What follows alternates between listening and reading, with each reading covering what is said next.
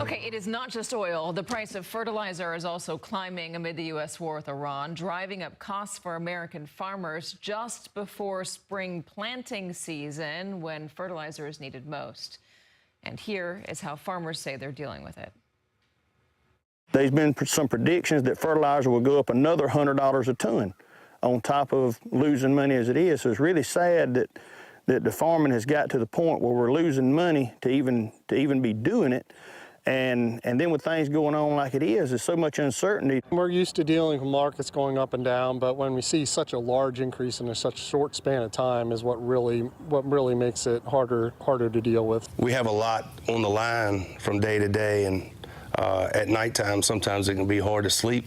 A lot of guys have just said, I'm done. We're going to quit. They're hanging it up. There's sales everywhere. Lots and lots of farm sales. Financially, it's causing a lot of mental health problems as well.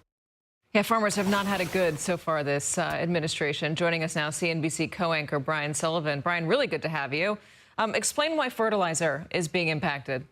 Yeah, and I know the story's a little bit wonky, but it is important. And a side note, before I got into broadcasting, I actually traded chemical fertilizers. So this is not horse manure, for lack of a better term. It's not the old chemical, the fertilizers we used to think of.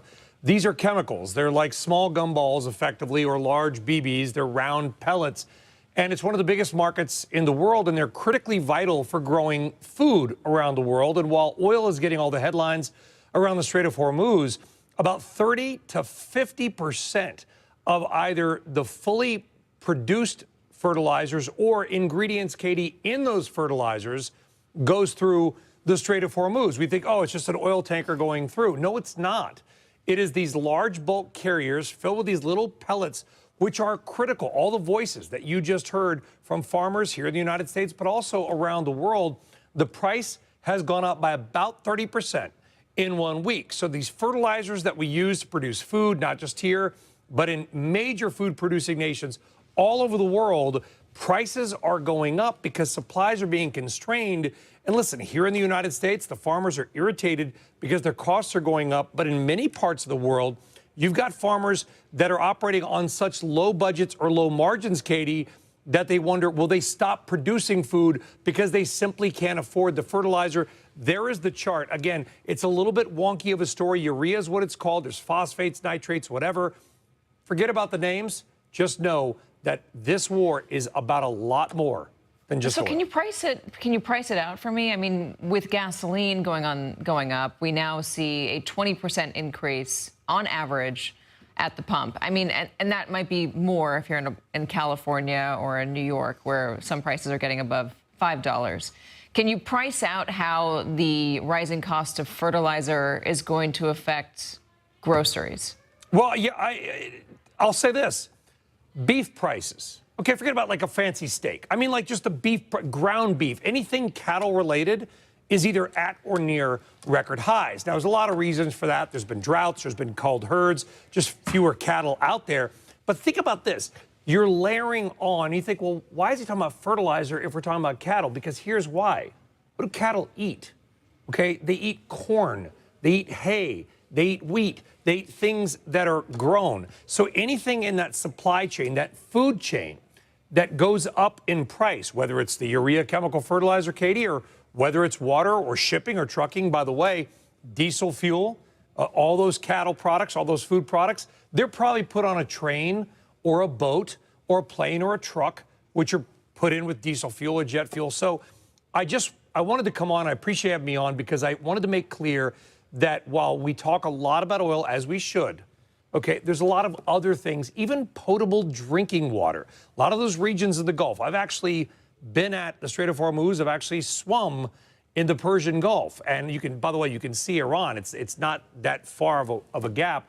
A lot of the stuff that passes through there is not stuff we'd think about, but we have to start thinking about because they're critical to the stuff that we use and buy and need every day. It's not just an American problem. I mean, this could contribute to a global food crisis. Jose Andres has been really talking loudly about this. Chef would know. I mean, he obviously not only has great restaurants, but also is doing great work feeding people in nations hit by disasters and things like that. But you're exactly right. I'll give you an example. Real world, back 100 years ago, Literally, we used coal to light whale oil when I was first getting started in trading these commodities. Pakistan was a massive buyer of chemical fertilizers because they have a huge agricultural area. Ukraine, by the way, Ukraine is not only a huge breadbasket for things like wheat and whatever, but they're also a massive consumer and supplier in some ways of fertilizer. So it's the countries that can least afford it, because here's how the markets work. And we know this, right? If there is something that is a true commodity, and these fertilizers, the reason I described them, Katie, the way I did is because they're fungible, right? If I have one here, it's the same as one that's halfway across the world. It's going to go where they can afford to be bought. And so what's going to happen is that the market goes up, countries, suppliers, food producers that are able to better afford these chemicals, they're going to be the buyer of choice, and it's going to disproportionately impact countries that maybe can't afford to compete as much in the global market. It's a big deal. As you're saying, it's not just oil, it's fertilizer as well. Lots of other stuff goes through that strait. All right, Brian, don't go anywhere, because coming up next, we're going to talk about a couple of Senate Democrats and what they propose to tackle the affordability crisis. Stay with us.